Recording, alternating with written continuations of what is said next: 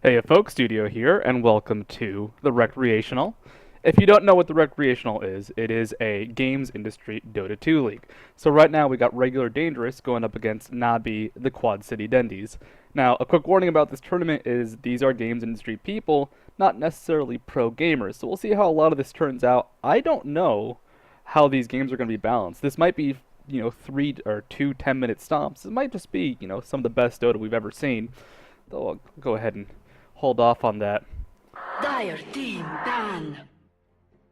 So regular dangerous. It's got Mitchie D, the guy who, as far as I know, has been one of the head organizers for this whole event. So I think they have the advantage there because I feel they can just disqualify anybody they're going up against. Radiant will be the Nabi, the 10 Quad City seconds Dendies. remaining. Unfortunately, they do not have their own logo going on. But we got 5 the Nabi seconds remaining. team name off to the side. So just gotta make sure I have some stuff working. Oh man, my mouse cursor doesn't show. Oh well. Dire team ban. And I am checking for audio and all that. This is my first time actually streaming Dota 2, I think in a year and a half, so I have to make sure everything works. Some of the bans will be standard, stuff like Lycanthrope, stuff like Shadow Shaman, those popular TI4 bans. In preparation for this event, a lot of teams have been trying to play like VG, like Newbie, and it's been working out pretty terribly. We are not VG nor Newbie. There's a reason a lot of American teams didn't play like VG or Newbie, and we also can't really pull off some of their shenanigans. Gonna go ahead. Let's see.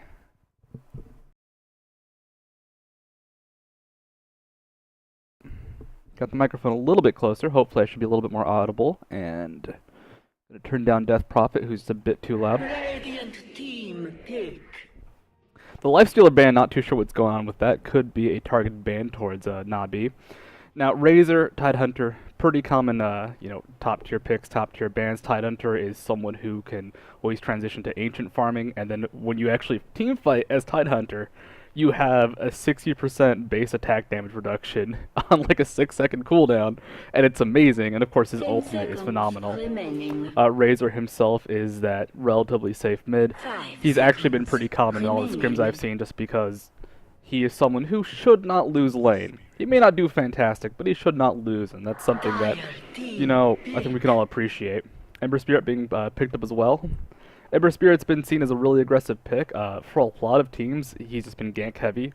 Once you get enough points to actually, have a shield to survive, have the long 3-second route. So I want to see how Navi play him. Are they just going to farm him in mid lane, go for that long late game double Daedalus, double Battle Fury build, or are they going to go ahead and be a bit more aggressive? With the Tidehunter, they can actually have that option. ban.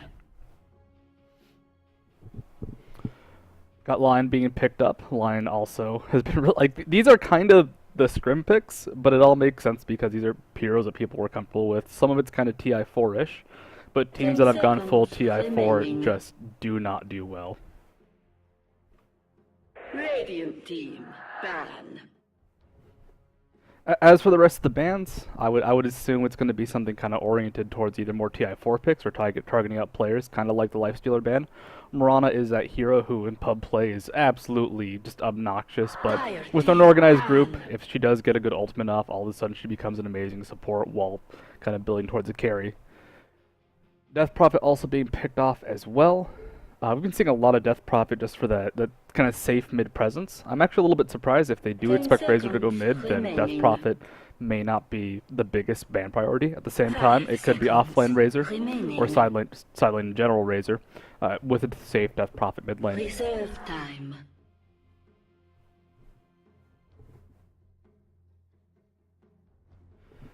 As for the teams themselves, I know Nabi's been kind of heralded as a fairly solid team coming into this. I've seen regular Dangerous play a bit. They're okay. They got their ups, they got their downs. I think they're in it for the long game. It's their early laning that's going to be a little bit on the weaker side. If Nabi can punish that, which Tidehunter Ember Spirit can definitely do a lot early game. Well, not necessarily the most, but Ember Spirit can play aggressively. He does back up a gank well, and Tidehunter, Radiant team ban. he's just so hard to move that I can see some good stuff coming out of this. Radiant team pick. If you're worried about quality options, I would say that the transcode should hopefully appear. Unfortunately, this is, I think, a new stream, and it doesn't have the quality options for that reason. Transcode options usually appear after a few hundred viewers, but it could also be the fact that there are some major events going on, so transcode is a weird, fickle thing on Twitch. I'm just like looking around now. It's like, will we get transcode? Maybe not. C-Sprake's having a big tournament. If you're wondering about the schedule, you can go to the Rektreational Tumblr, which is just rektreational.tumblr.com, and that will have the full-on schedule. I believe there are 3 matches being played today.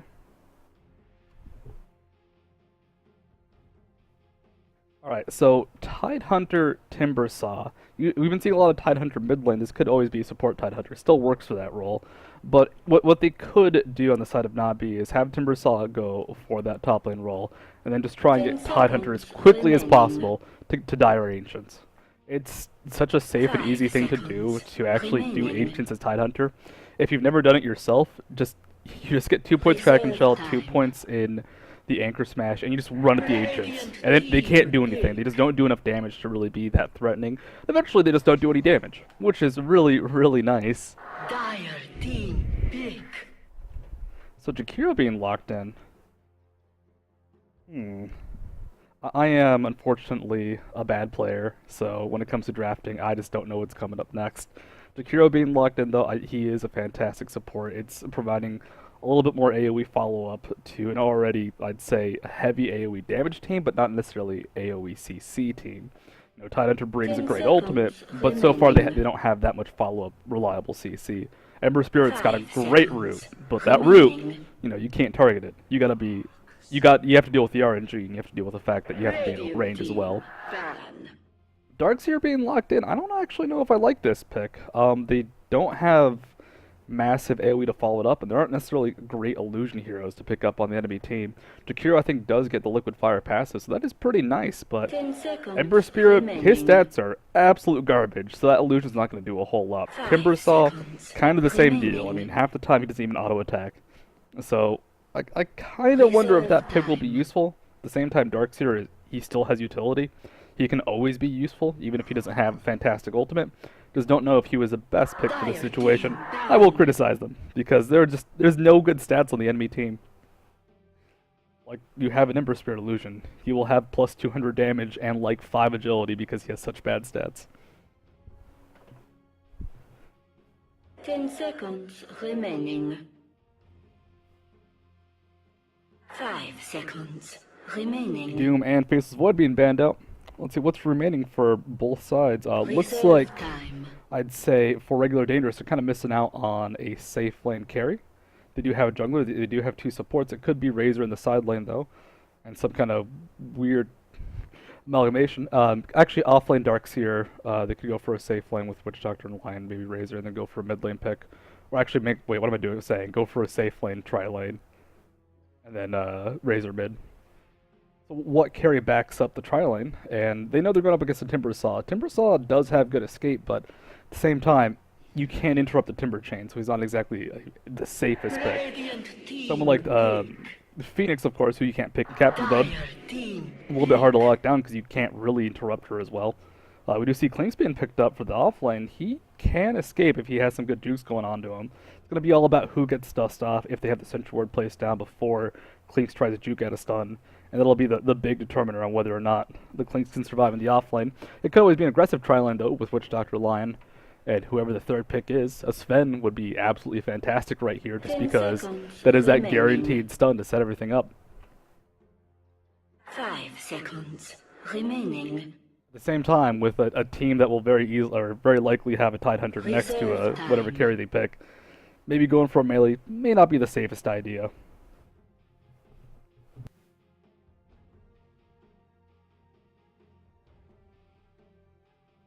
Someone that could contribute to the Darkseer combo. They do have a lot of potential AoE. Medusa would be a funny pick, just because Medusa is always a funny pick. Let's see, what are they thinking of over on the side of regular Dangerous? They don't have a lot of time left.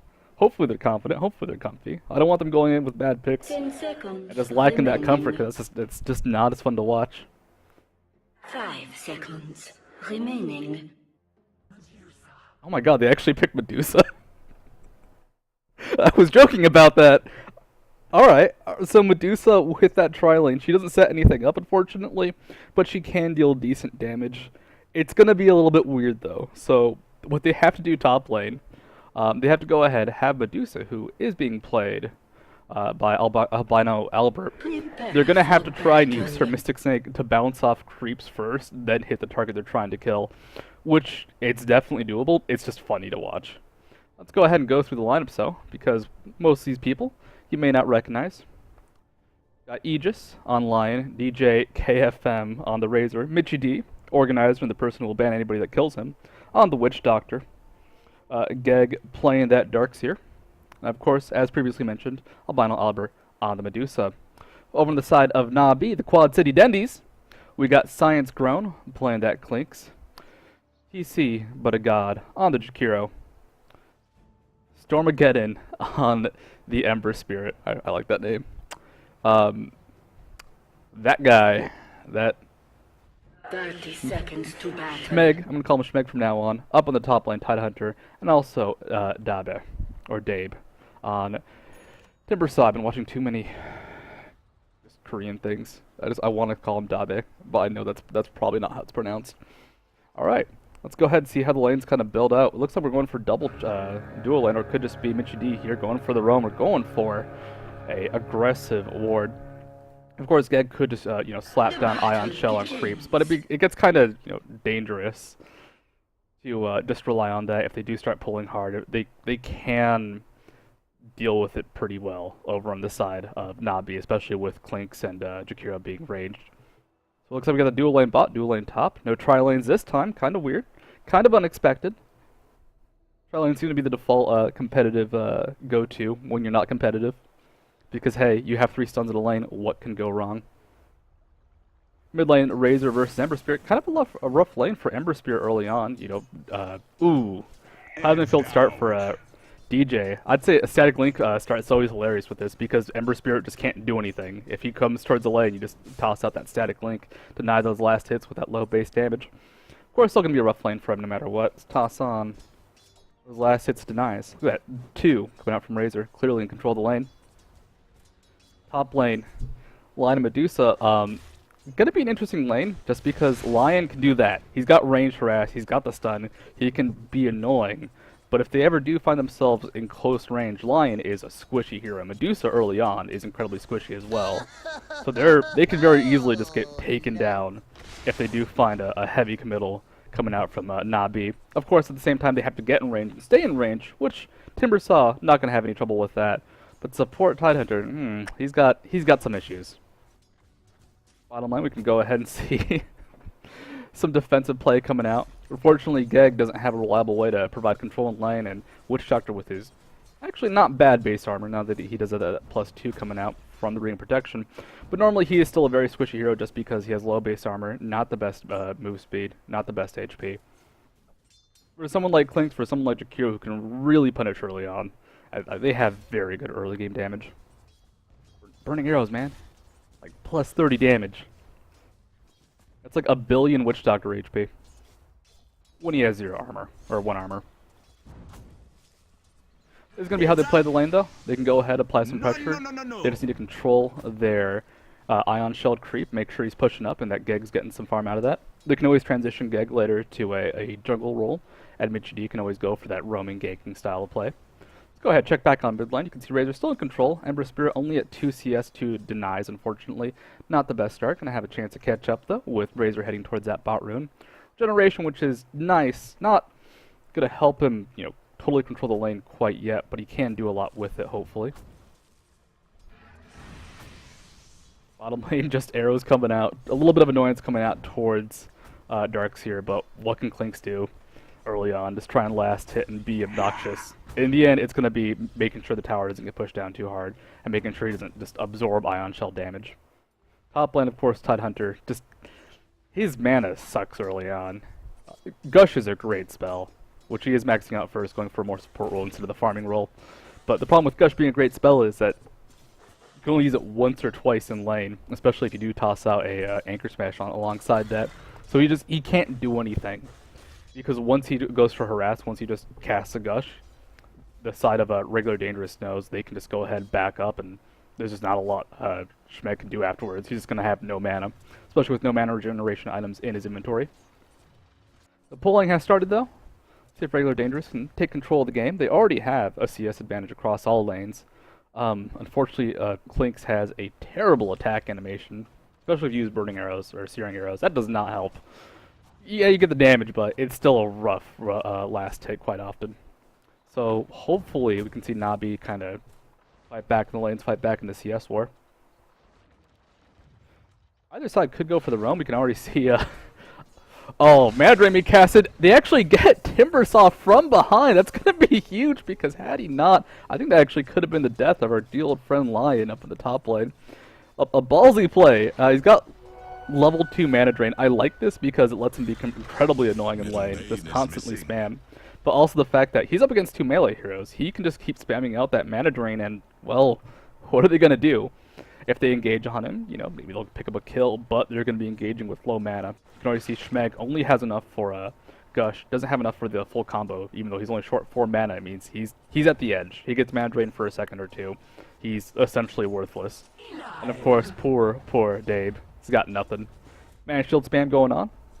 That's how you gotta play your heroes. If you have a passive ability like Troll Warlord's Stance Change, not passive, but mana cost and cooldown free, then you gotta spam that non-stop. Makes you look good, makes you look swag. See the bot lane? Decent CS for Geg. It's a little surprising just because Jakiro can back up and help destroy the Iron Shell creep quickly. But at the same time, what's going to happen is that Jakiro is stuck in lane then. He's not getting any farm for himself by pulling. And really just kind of deny him off to the side. Really, both sides are going for that passive kind of early game start, which is understandable as both teams really scale up quite well into level 6, 7, and 8. You know, Lion gets the Finger of Death, which is going to be massive. Razor gets his full burst combo, and the Eye... Oh, come on, dude. You're against Ember Spirit. Where's your static link? I'm calling you that on that, DJ. Come on, man. You need that static link. That is such a good spell versus melees. Eventually, it does kind of lose some oomph versus someone like Ember Spirit who can get out of it. But at the same time, if Ember Spirit's using his ultimate to disengage, that's a lot of mana being spent by Ember Spirit. And what does Razor spend? 20, 30, 40, 50 mana? Nothing in comparison. Especially because he does have that bottle. Yeah, he has actually been able to roam a lot more than Ember Spirit has, so he's maintaining a lot more bottle charges. 6 minutes in, one will first blood commence. The first blood of the Rektreational, the first kill. Neither side really wants to commit. You can see just in lane, everyone's staying far away from each other. They all have pretty good vision on each other as well, but unfortunately no one wants to go over that full committal, which I can understand. This is the first match of the entire series. Ember Spirit does get taken low in the mid lane, absorbs a good old-fashioned plasma field to the face. But unfortunately, not a lot of follow-up range can do quite yet. He's fast, he's speedy, but he would probably just run under the tower and get rooted and die. Top lane, Medusa holding back a bit because it's just her. Pulling going off to the side, so trying to just get experience right now. It's a safer play, it's a smarter play. But damn, every time Medusa's not CSing, I feel bad. I feel like something's going horribly wrong just because of how that hero plays out. The one cannon minion. Or wrong game. The one catapult coming out to tank up a bit. That's actually something really annoying that can happen when the catapult comes and you can't actually get the focus on it because then you're forced to tank or pull back while the catapult just absorbs and denies last hits. Be a catch on the lineup here. Not a lot of follow-up though, just Tidehunter on his own. He has okay burst, Gush level 2. It's going to be 160 damage. He can get an auto attack or 2 off. But nothing Lion's too scared about on his own. He's got the stun. He's got the way to deny any real chase. Mid lane some fear going on as with Tidehunter MIA. You can see Razor playing it back a little bit safer. Bottom lane, Geg just able to keep punching that catapult in the face. Impressive to see. But he doesn't get the last hit, unfortunately. Neither side has, I guess, that full early game domination approach going on for them. Like, they do have some decent CC. They do have a lot of first blood potential on both sides. It's just that it's going to be risky. For example, top lane. If they go full in with Dabe and Schmeg, they can very easily just get kite out and die. And Timbersaw will be able to get to the target, but Tidehunter is not exactly the most useful. At the same time, if Lion goes full committal as well, well, he's Lion. He's not a fast hero. He's easy to kill. He's very squishy. They're playing cautious, and it makes sense. Ultimate pop by DJ in the mid lane. We'll let him apply some pressure to this tower. This catapult just kind of wasting some time, unfortunately. Gonna massacre most of that creep wave. So not a whole lot of pushing going on, but a lot of damage. Onto Ember Spirit. Takes him down to 200 HP. Like, you don't stand near the Razor with the ultimate up. Because that happens. He kills you. I'm just looking for the first blood. I want it too, guys. It's got to come at some point. Like, come on, just go for it. Just run at them. You can do it. Science grown. Just run at them. It'll work. I promise. Radiant's middle tower is under attack. The problem is it won't work in a lot of these situations. Structures are fortified. Fortification does come out from the Radiant. I guess not. Be worried about that mid push. If they're not too scared about an actual full-on push yet, I can kind of see using the glyph. There weren't that many creeps nearby to actually, deal a lot of damage to the tower. At the same time, there's so little, I guess, commitment from either side that I can understand that in the next 5 minutes a push may not happen. Or if it does happen, it'll be too little too late to really stop it with the fortification. Top lane, 2 melee heroes. They do hit level 6 on Timbersaw, almost level 6 on Tidehunter, so they are getting to that point where they can start doing stuff. Tidehunter, even if he is, more of a support role right now, just the combination of Gush, his ultimate, and the Anchor Smash, that's a lot of burst damage still, and when you have someone like this guy, is Timbersaw, who can always follow up, they have a lot of potential for going for a kill, which I hope they do. Come on. Come on.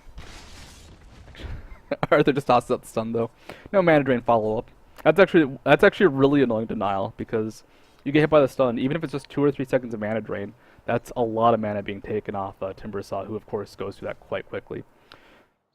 Ember Spirit follows up the invisibility rune, which means he will be safe from ganks for a couple minutes mid.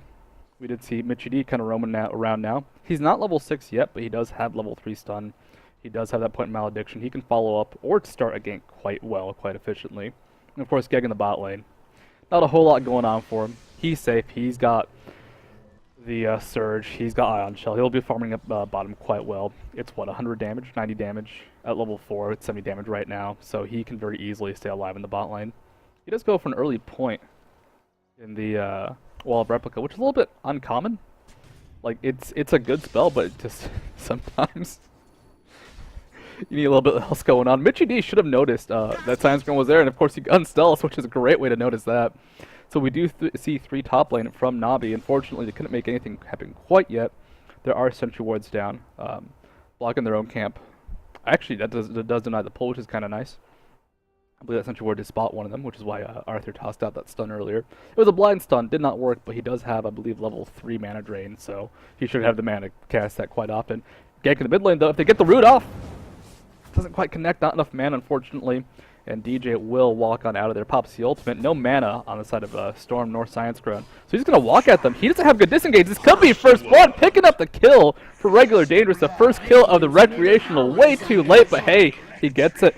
Collects it for his team, and go ahead and check out that gold graph. It's been a progressively steady growth for Regular Dangerous. They do take that control in the mid lane, or in the CS across the map.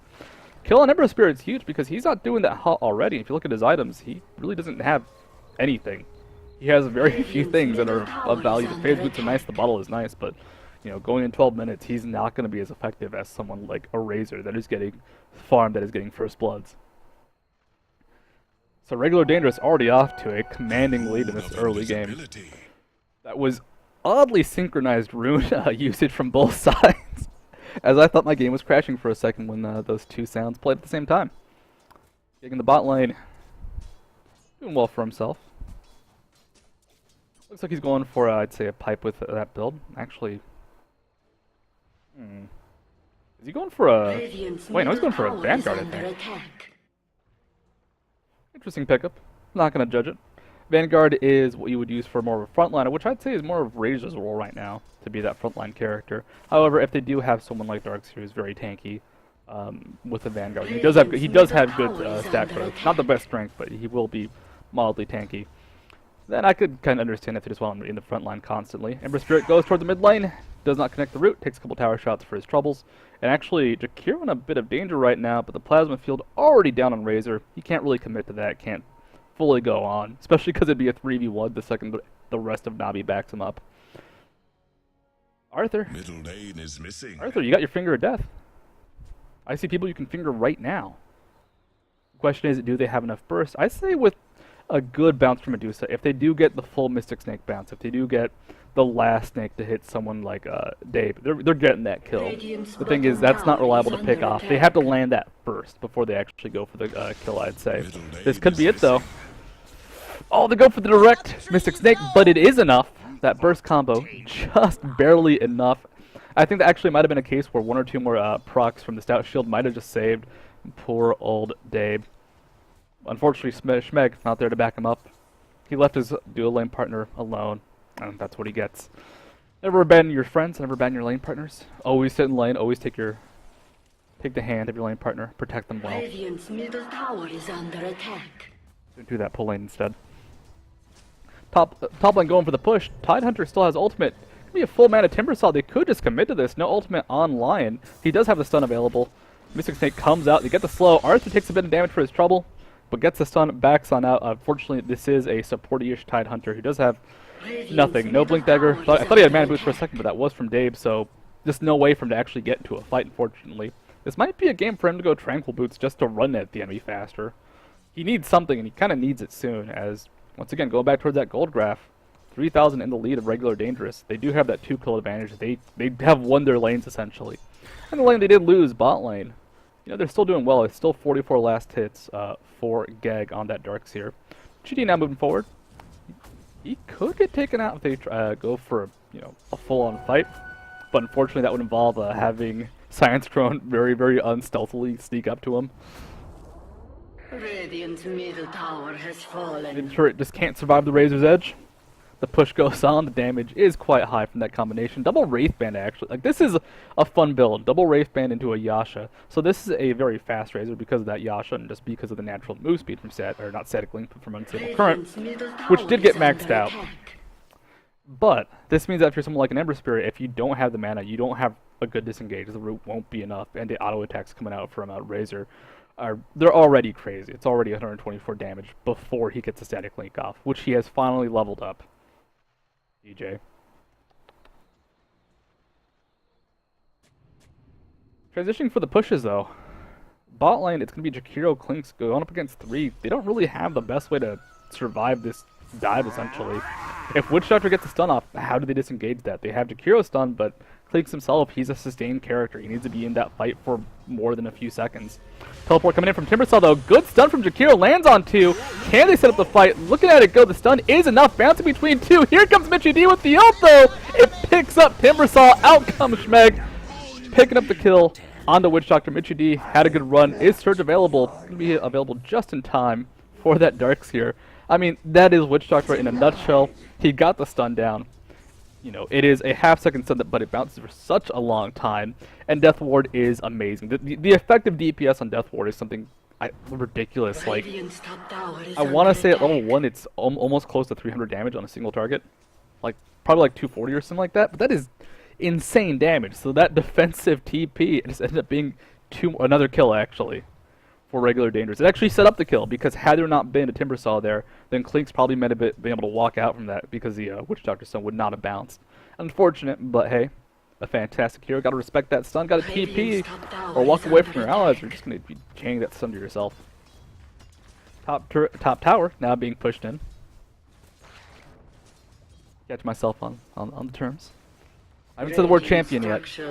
That's a good start. But top tower being pushed in.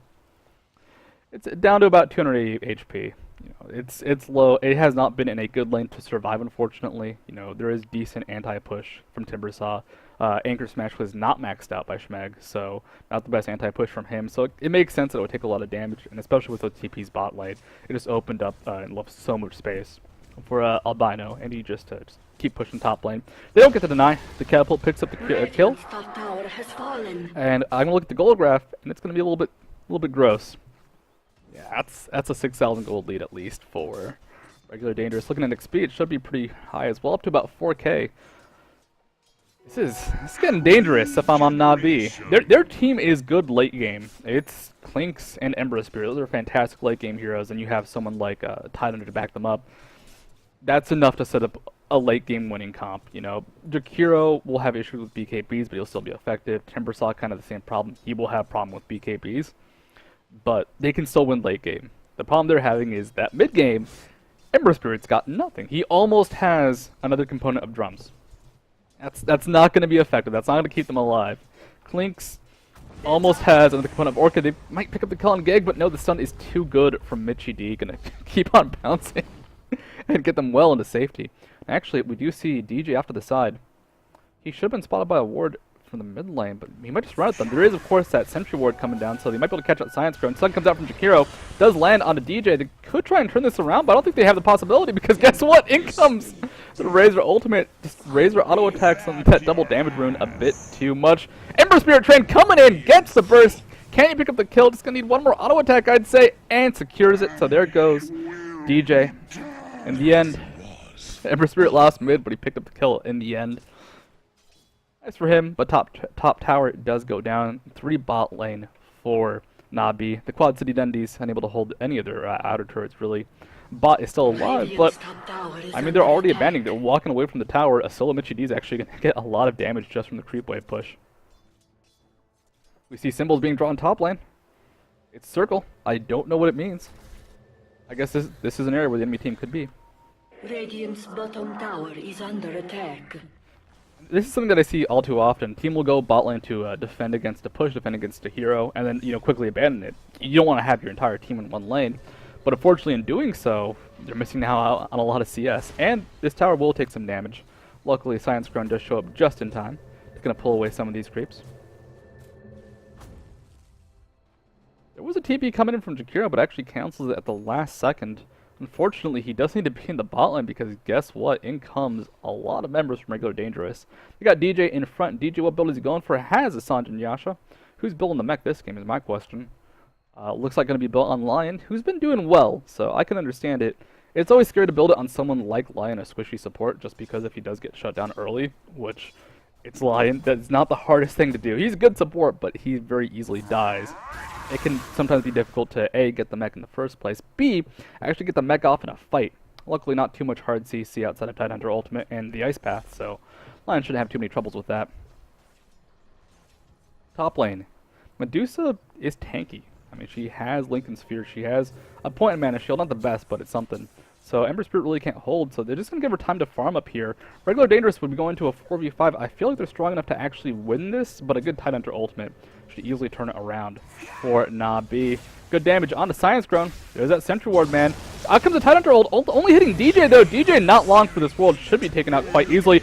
Great vacuum into 3, into the wall. Out comes Lion Ultimate. Death Ward just tearing people down to the side. One more hit should pick up Jakiro. Just one more punch to the face. Geg can't fully commit, though. But Geg does get the Tidehunter Frog. I mean, that vacuum was beautiful. It set everything up. It was vacuum into the wall combo, which was a bit scarier because they're giving them the chance to walk out of the wall. But that was onto a synced up Lion stun, onto a synced up death or paralyzing cask, onto the Death Ward. So just a lot of single target damage coming out, but there was just so much of it into the AoE CC. So fantastic play.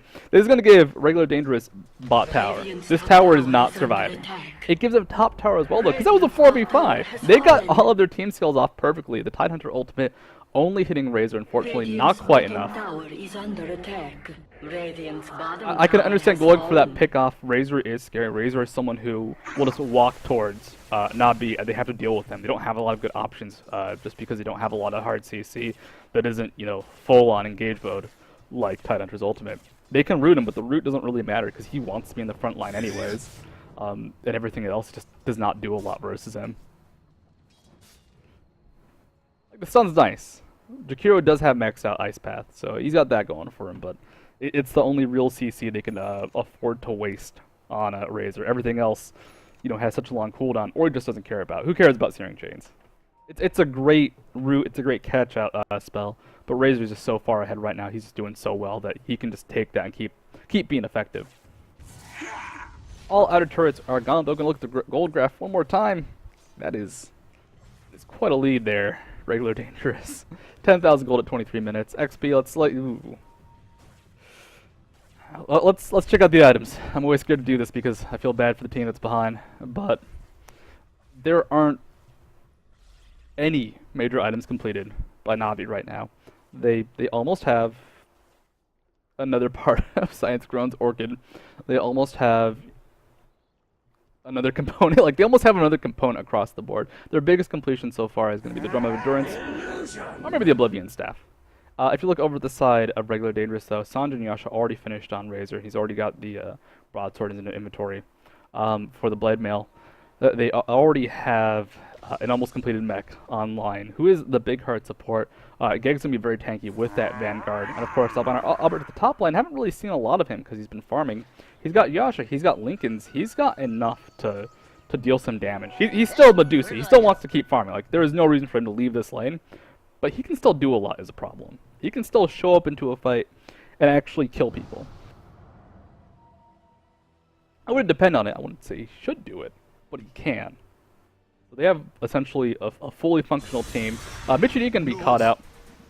Michidi's still very squishy. His team is ahead, but being ahead does not give you a lot of HP on Witch Doctor, pretty much no matter what.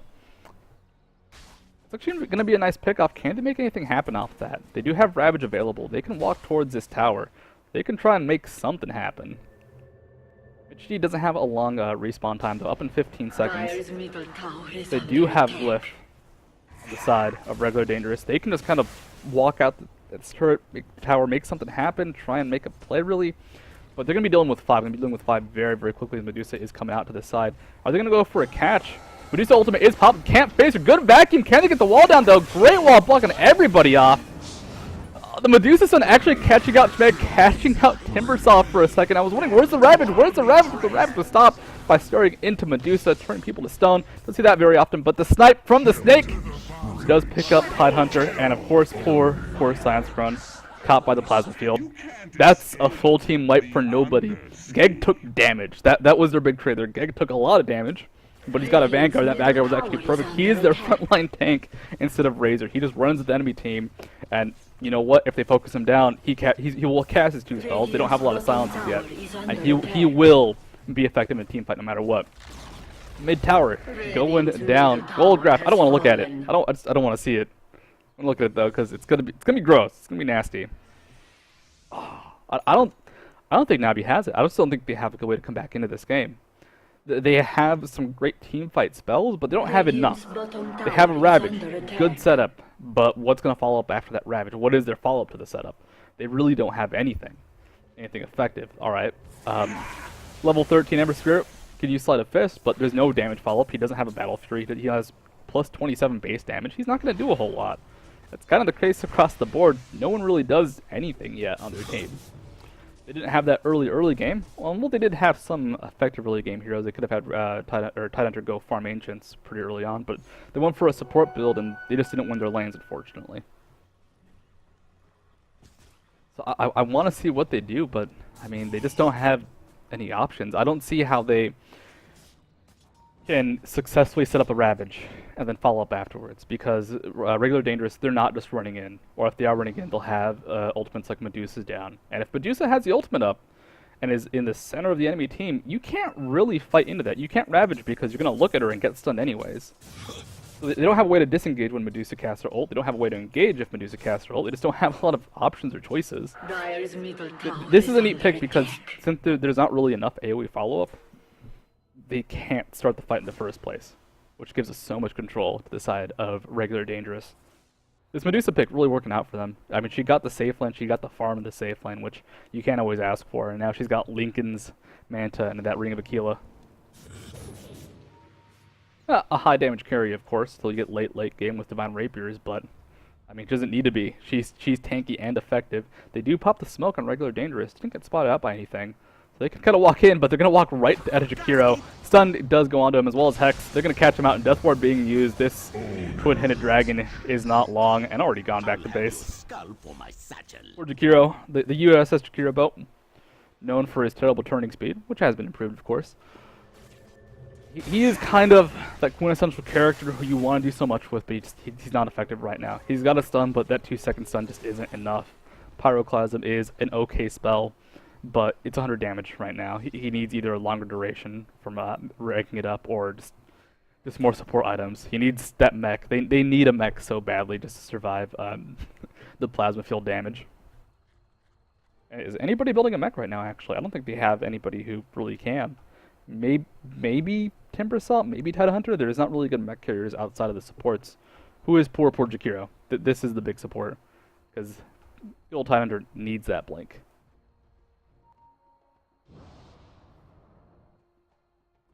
"28 minutes in, we have all outer turrets, or outer towers gone, except for this bot tower right here, for the side of a good old-fashioned Nabi. The Quad City Dendies are just having their problems. They can try and recover this, they can try and rat this out, but they don't have the best rat team. They do have Ember Spirit who can get out of dangerous situations pretty easily, but because he doesn't have a Battle Fury, he doesn't really push effectively right now. Sleight of Fist is a good spell, but it's not going to push quickly, as you can see. And if he's using his long cooldowns like the Flame Guard, then he does risk, good old-fashioned blink stuns. Are there any blinks being built, actually, by Regular Dangerous? Looks like the answer is no. So this is going to be a blink-free game for the most part, just because the big blink carry is going to be Tide Hunter, and he's getting nothing. Finally heading towards those Ancients. Doesn't have rank 2 of the Kraken Shell, so it'll take some damage, but he should be able to clear these effectively still. Those -10s will be enough. You can see Clinks off to the side. It's Scouty Clinks. He's got the Orchid. The first big item being completed now by Nabi. The Orchid's useful. They have to pop it onto Darkseer or Lion early on to a team fight to really make a whole lot happen with it. Darkseer, of course, is tanky though, so he can survive an Orchid most likely. Unless he does go for that frontline assault role. We'll see how it works out. He's got the Eggs, on a side note. Like, damn, that is actually terrifying. I'm actually really scared if I'm Geg. Or if I'm against Geg. I don't think the Ags is that effective really, but it's gonna be enough. Like, I think Wall of Replica is just not his best spell in this case. It's the Vacuum because it sets up so much with Lion. But if you already add in that, the outgoing damage is going to be 80% or 120%, they really have enough to turn a fight. There isn't a lot of damage on the enemy team in general. Add in just that much follow-up from themselves, and that's scary. If this increased like the base damage. I gotta say the base damage is actually massive for Wall of Replica. Haste! Because I feel like all the illusions already die to AoE from Medusa and Razor. Wait, no. That makes no sense. I'm dumb.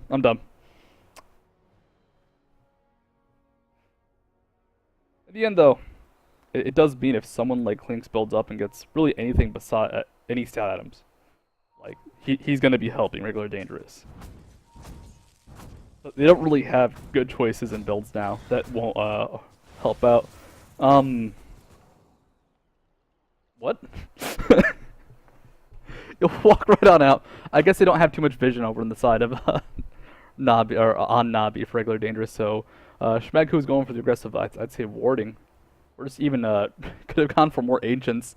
He's gonna survive that because they just didn't know where the enemy team was. Unfortunately, all of Nabi was in this kind of mid area behind the creep wave, so they couldn't be spotted out. Nighttime, of course, so that vision radius is pretty low. I just want to see a more push come out from Regular Dangerous, but they have no reason to commit to anything, really. They're stalling this game out because, well, they have Medusa. They have a really good late game, and they have the character that is really good at late game, making it to the late game. This is already a good, this is a great mid-game build, 30 minutes in. It's a great late game build. This would be okay if they were already entering the late game. Another GPM. 454 are not amazing, but given that it's almost double Ember Spirits, it's good enough.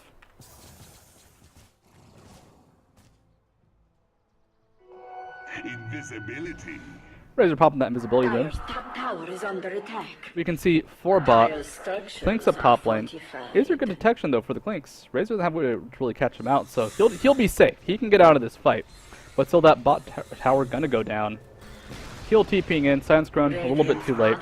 They could have gone for the 4v5. I think that actually was their 4v5 to try and take, if they're gonna take anything like that. They need a 3v5 really, or another catch out on the Michi D. That squishy Witch Doctor. The trap is set though. Everybody from Regular Dangerous hanging around the area except Razor. Razor's pushing up top lane. They can do this safely. They actually expect this movement though from Regular Dangerous. You can see the minimap drawings. They're going mid lane. They're going here. Get out.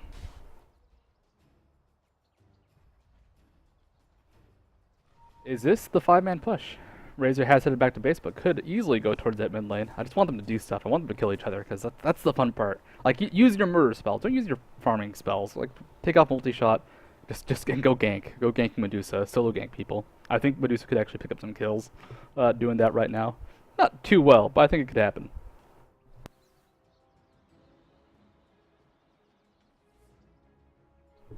Go ahead, take a look at the item builds, though. And so the last big finish was, of course, going to be the Ags for Darkseer. But just looking across the board, what big items do we have? Pipe has been started by Darkseer. If they do get that finish, there goes a lot of effectiveness from Ember Spirit or the initial Ravage Burst damage. Essentially catches up one spell. They are going for the initiation, though. Medusa does not get hit by anything. Finally, I believe he stops to cast a spell. They don't even land the root. Science-Grum going for it, but he's in the front line. He's taking all that Medusa damage.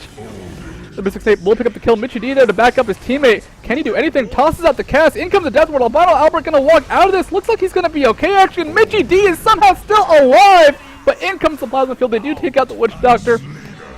And that is a cleanup. That is Na'Vi. I really think this is all she wrote for Na'Vi. They do cast Static Link down, or Dave going for the escape. But guess what? One more arrow will pick him up. That was once again a 4v5. They go for the heavy commitment on the Medusa. They just cannot connect the initial route. They cannot connect any CC onto her. It gives her a chance for the team to catch on up. And guess what? The GGs come out. The hearts come out. You can feel the love coming out from Regular Dangerous towards Na'Vi. As a GG comes out, as a die spam coming out as well.